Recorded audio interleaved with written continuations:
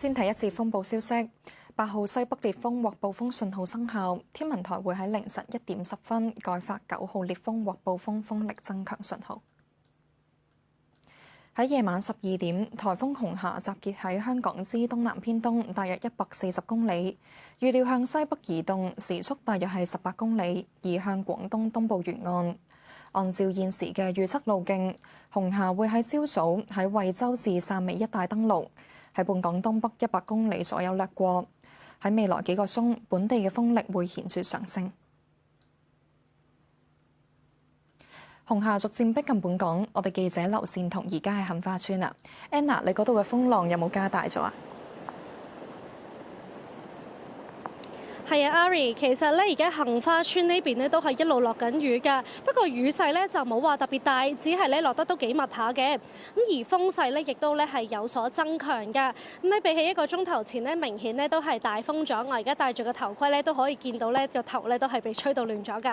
咁可以望下啦，其實海面嘅情況咧，見到咧不時都係有一啲嘅白頭浪咧係拍打埋岸邊㗎。咁不過咧啲浪咧就冇話特別多咗啊，又或者特別高咗好多咁樣，亦都冇話見到咧係拍咗上去埋岸邊上面嘅。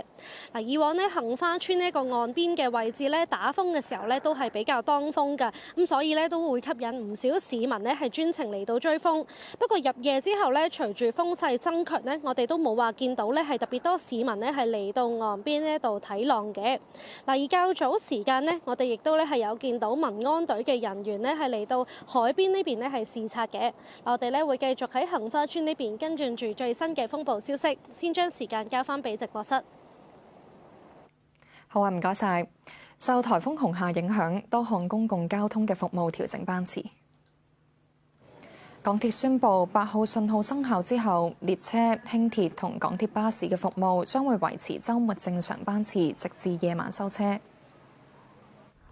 而城巴大部分日間路線喺凌晨12點半開始陸續暫停服務。星期日所有通宵路線唔提供服務，九巴所有日間路線亦都會喺凌晨12點半開始暫停。多條渡輪航線尾班船提早開出，其中新渡輪中環來往長洲同梅窩嘅尾班船都係夜晚11點半開出。港九小輪方面，多條中環來往南丫島同坪洲嘅航線尾班船同樣係夜晚11點半開出。而天星小輪中環同灣仔來往尖沙咀嘅尾班船喺夜晚10點開出。風暴消息睇到呢度。